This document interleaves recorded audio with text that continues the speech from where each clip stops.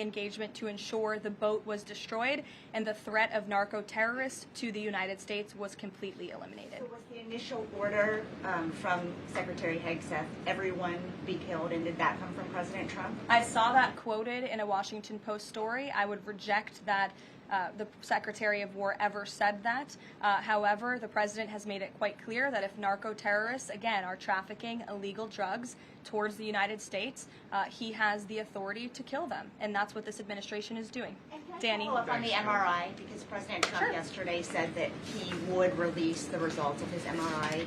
Is that happening right now? It is happening right now. As part of, and this is a summary from the President's physician, and we will release it right now. I think my team has it teed up for all of you. I'll read it for you, and then you'll get it physically as well. As part of President Trump's comprehensive executive physical, advanced imaging was performed because men in his age group benefit from a thorough evaluation of cardiovascular and abdominal health. The purpose of this imaging is preventative, to identify any issues early, confirm overall health, and ensure the President maintains long-term vitality and function. President Trump's cardiovascular imaging was perfectly normal. No evidence of arterial narrowing impairing blood flow or abnormalities in the heart or major vessels. The heart chambers are normal in size, the vessel walls appear smooth and healthy, and there are no signs of inflammation or clotting. Overall, his cardiovascular system shows excellent health. His abdominal imaging is also perfectly normal. All major organs appear very healthy and well perfused. Everything evaluated is functioning within normal limits with no acute or chronic concerns. In summary, this level of detailed assessment is standard for an executive physical at President Trump's age and confirms that he remains in excellent overall health. Again, we will provide that to you. I think that's quite a bit of detail, and in the effort of transparency, the President promised it last night, and we have delivered today. So there you go. Danny. Thanks, Karoline. Just going back to Venezuela, can you confirm that President Trump is going to be hosting a meeting of his national security team in the Oval Office today on Venezuela? And what are they going to discuss? Are they hoping to reach a kind of final decision on that? Out of the effort of transparency, I will confirm that the President will be meeting with his national security team on this subject and on many matters. He meets with his national security team quite often. He's the commander-in-chief. It's part of his responsibility to ensure that peace is ongoing throughout the world. I'm definitely not going to detail the specifics of a meeting between the President and his national security team that's taking place in the Oval Office, but I'm happy to confirm that meeting is taking place for you. Can you tell us, what's the position on whether U.S. troops on the ground is a possibility there? Is that, I know you've answered that before, but what's the current operative in status? Venezuela? I think my previous answer stands. There's many options at the President's disposal that are on the table, and I'll let him speak on those. Ed. The U.S. announced a trade framework deal with the United Kingdom on pharmaceuticals, where they will pay 25% more, and the savings theoretically will go back to American consumers. What guarantees are in that savings will in fact go back to the American consumer and not be sucked up by the company? I'm going to be honest with you, Ed. I'll get you the answer to that question after the briefing. So the American Rescue Plan, Sure. funded a number of universal income. Kush will get you that answer, right, Kush? My trade guy over here. The American Rescue Plan funded a number of universal basic income programs. Now Cook County, Illinois is extending that program into 2026 with $7.5 million of taxpayer money. What does the White House think about that? I'll also get you an answer on that after the briefing, Ed. 2 for 2. Go ahead. Sure. And then in the interest of transparency, does the White House support releasing the Department of Defense's video of those September 2nd strikes on those military boats? And also, separate topic on presidential pardon power. Why did the president commute the sentence of David Gentile recently? He's a private equity executive. He served 12 days out of a 7-year sentence. Prosecutors said he defrauded $1.6 billion with thousands of victims, including veterans, farmers, teachers. Why was he pardoned? To your first question, that's definitely not a decision for me to make. I would defer you to the Department of War. It's also probably a decision for the President himself to make. As for your second question with respect to that pardon, he issued a commutation for Mr. Gentile, who's the former CEO and co-founder of GBP Capital Holdings. Unlike similar companies, GBP paid regular annualized distributions to its investors. In 2015, GBP disclosed to investors the possibility of using investor capital to pay some of these distributions rather than funding them from current operations. Even though this was disclosed to investors, the Biden Department of Justice claimed it was a Ponzi scheme. This claim was profoundly undercut by the fact that GBP had explicitly told investors what would happen. At trial, the government was unable to tie any supposedly fraudulent representations to Mr. Gentile. In short, again, this is another example that has been brought to the president's attention of a weaponization of justice from the previous administration, and therefore he signed this commutation. So say that these people were defrauded. I just read you a very detailed summary of why the commutation was made. Sure. In the middle with the red tie. Thank you, Caroline. Okay, Andrew, go ahead, and then you. In wake of Congresswoman Marjorie Taylor Go ahead, Greene's early resignation, reports last week indicated that other House Republicans might consider doing the same. Does the president have any concerns in light of those reports about other House Republicans potentially leaving early, as well as the other announced retirements that we saw in the last couple of days? Look, I think the president maintains very good relationships with the vast majority, maybe with the exception of one or two. I think many in this room know who I'm referring to. Very good relationships with members of Capitol Hill within the Republican Party. And the president clearly is the unequivocal leader of the Republican Party. I think it was a recent CNN poll that actually showed that more than 90% of Republicans continue to support President Trump as the leader. So he maintains very good relations, as does his entire team here at the White House. And of course, we have a very slim margin in the House, and the president wants that to continue. Andrew, go ahead. Sure. First, on the Venezuela strike, you said that second strike was in full accordance with the law of armed conflict, but the Navy's own manual of law of war says that specifically firing on survivors from a wrecked vessel is an example of a war crime that's forbidden under U.S. law and the law of armed conflict.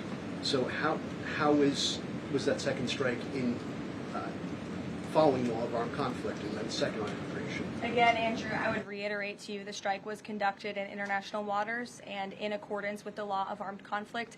And since somebody asked about Congress, and it's sort of related to Venezuela, I also want to add that Secretary Hegseth spoke with members of Congress who may have expressed some concerns over the weekend. And there have also been 13 bipartisan briefings to Congress on the Venezuelan strikes. There have been a number of document reviews for members of Congress to review the classified DOJ Office of Legal Counsel opinion and other related documents. 29 senators and 92 representatives have reviewed those documents, which is about 2/3 of those are Democrat members, and they have been made available to all 100 senators, all 435 members of the House, and to general counsels of the relevant committees on a bipartisan basis for their review. On immigration, during your topper you said, and I quote, "Leaders also have a duty to preserve the integrity and character of our nation's national identity."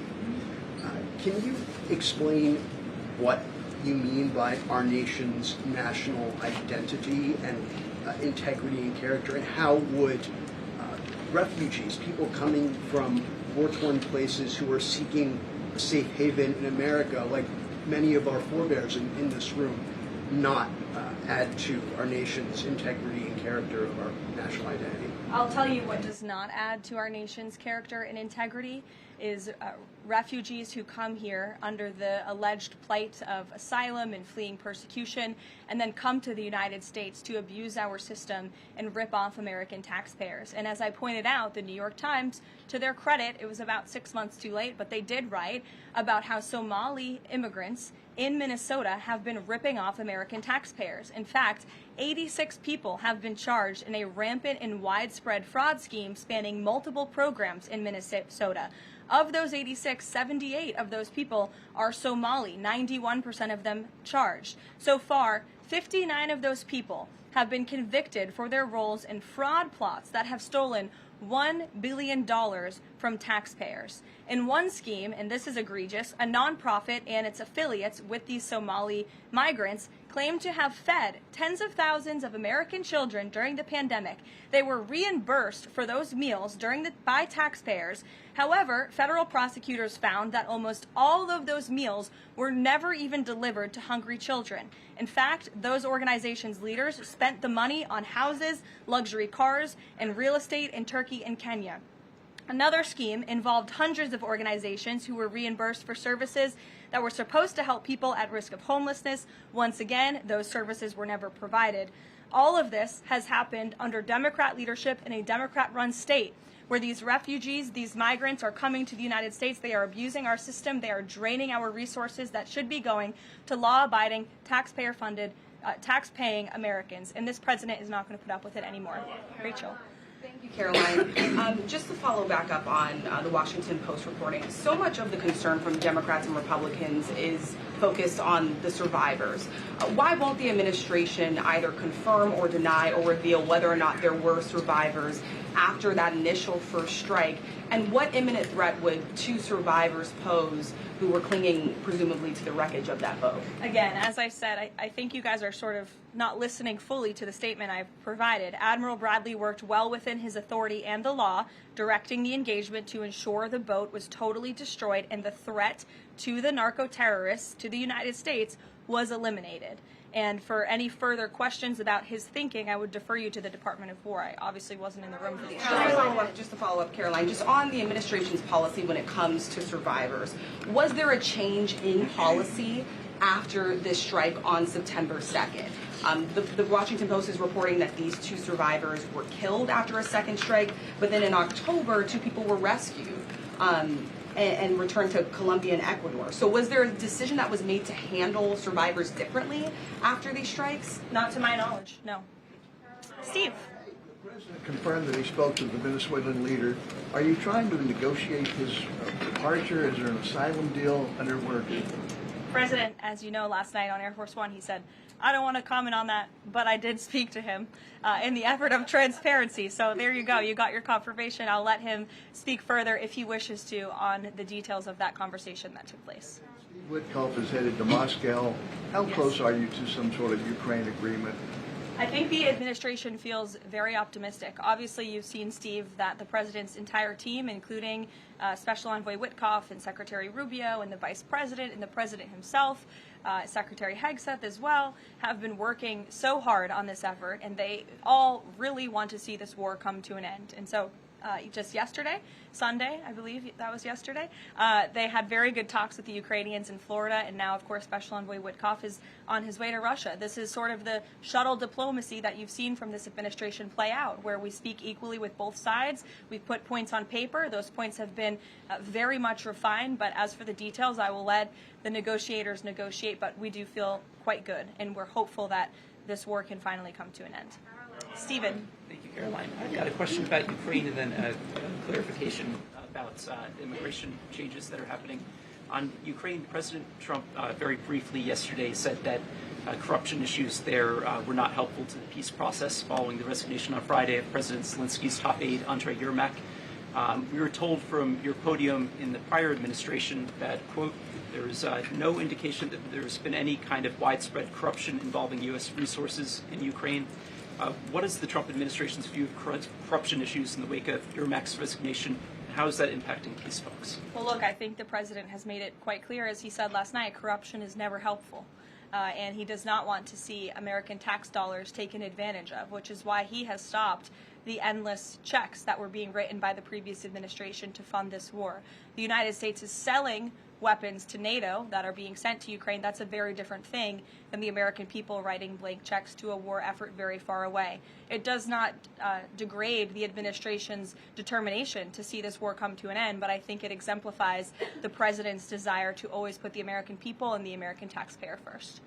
On immigration, you mentioned, or you emphasized that there would be a review of the Afghans who were resettled here under the previous administration. Yes. There's a lot of changes happening right now to asylum and to green card holders. What should the 2 million people with pending asylum claims, or the roughly 1 million people from the 18 other countries of concern, know about what's going on in the review? What's the status of all these other people? They're essentially paused for review, and the Department of Homeland Security is taking this very seriously because we are not going to allow soldiers like we saw in American streets last week to be gunned down at the hands of these foreign nationals who had the privilege of coming to the United States of America. And unfortunately, this is not the only example of a dangerous Afghan who was let in by Joe Biden, who went on to harm the American people. There was an Afghan national who was let into the country under the Biden administration through Operation Allies Welcome, who shot and wounded 2 Fairfax, Virginia police officers during a routine traffic stop. He was killed by return fire after declaring, quote, "I should have served with the explicitive Taliban." 2 Afghan nationals were given legal status by the Biden administration as well, who were arrested and prosecuted for plotting a terrorist attack in Oklahoma just before Election Day in 2024. We all remember that. They possessed hundreds of rounds of ammunition and had pledged their allegiance to ISIS. There was also an Afghan national who was on the terror watch list who was apprehended by Border Patrol in 2024, but then he was released into our country by the Biden administration. Again, let's just highlight the absurdity of that. Border Patrol apprehended a terrorist, and then the Biden administration, because of their lax policies, still allowed him to come into the United States of America. I think everyone in this room, whether you want to admit it or not, does not want that individual living alongside you in your American neighborhood. And that individual was later arrested again after being allowed to live in the U.S. at large for over a year. Another one, a criminal illegal alien from Afghanistan, was arrested by ICE in 2025, convicted of second-degree assault, was previously allowed to stay in the country by the Biden administration. I have several more examples here. I'm happy to provide them to anyone in this room. John. Thank you, Caroline. First of all, happy Thanksgiving to Thank you and your young family. Hope you enjoyed it. I have 2 questions unrelated. The first, back to Afghanistan. My son and I walked by the horrific shooting less than 1 hour before it happened. So for anybody that's here, this thing's real. You outlined all of these unvetted Afghans that that were let in by Biden. We just had one the other day that was going to blow up a DHS building. Can you be specific on what the Trump administration is doing now to re-vet those that are here so that we don't get a repeat of what we had Wednesday night? Sure. I can tell you 2 top-level things, and I would defer you to DHS for more of the specifics, as of course they are leading this effort, and I can assure you Secretary Noem is on the ball. I've spoken with her and her team, and they have an all-hands-on-deck effort to having resources go towards this. But we have paused all asylum adjudications, and then of course the special immigrant visas, which we know many Afghans utilize to come into the country under the Biden administration, have also now been paused. And I would just point out one more time that the Biden administration was responsible for the original sin that led to this tragic killing last week, the botched withdrawal from Afghanistan. He was responsible for Operation Allies Welcome, which is something that this White House and the people behind this podium in the last administration fully and wholeheartedly embraced. And they assured the American people there would be no risk or no harm to them. And as I just laid out for you in those many examples, that unfortunately and tragically has not turned out to be the truth. Just ask the families of these 2 brave National Guardsmen, one who is no longer with us and one who continues to fight for his life. So I know the president is wholeheartedly focused on this effort, and I think unfortunately these events do remind us why it's so important that the president's mass deportation operation continues. With that, just follow up. The White House today launched a new fake news portal, which I found interesting. What is your objective with that, ultimately? And are you going to name the news networks? And are you also going to name some of the correspondents, some which may be here today? Yes, we are. I'm glad you noticed. Much to the dismay of some of your colleagues in the room, John. And I think it goes to our original promise on day one to hold the media accountable, because unfortunately, and we deal with this all day, every day around here, there are so many fake stories that are unfortunately written that have inaccurate characterizations of meetings that took place, and it's all based on anonymous sourcing. And, you know, the standard for journalism, unfortunately, has dropped to such a historic low in this country. And again, we deal with it every day, where you can have an anonymous source who has no idea what they're talking about, zero credibility, call up a reporter in Washington and say, hey, I heard this, and then the next thing you know, it's on the front page of the New York Times. It's really incomprehensible. We appreciate the journalists, some of those who are in this room who do reach out for comment, who try to get things right, and there are some that remain. But overwhelmingly, the fake news that we see pumped out of this building on a day-to-day basis, it's honestly overwhelming to keep up with it all and to constantly have to defend against these fake news and these attacks. And I will point out one fake news story over the weekend before I let you all go from the New York Times that took about 1/3 of the president's daily calendar and his daily schedule and said that he's doing less than he did in his first term, or he might not be fit for the job.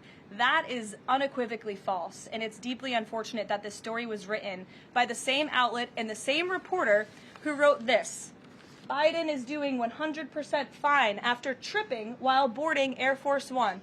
Oh, same outlet, same reporter who wrote that President Trump is not fit for the job. Are you kidding me? You all see him almost every single day. He is the most accessible president in history. He is taking meetings around the clock. Another one. Biden declared, quote, healthy and vigorous after his first presidential physical. I don't see headlines like that too often about this president. Again, same reporter, same outlet who wrote falsely over the weekend that President Trump is not fit for the job. I can assure you he absolutely is. You all see that with your own eyes on a daily basis, and the president's physician has now given you all 3 detailed reports on the state of the president's health. So with that, I will leave you all, and we'll see you tomorrow. Thank you. Thank you.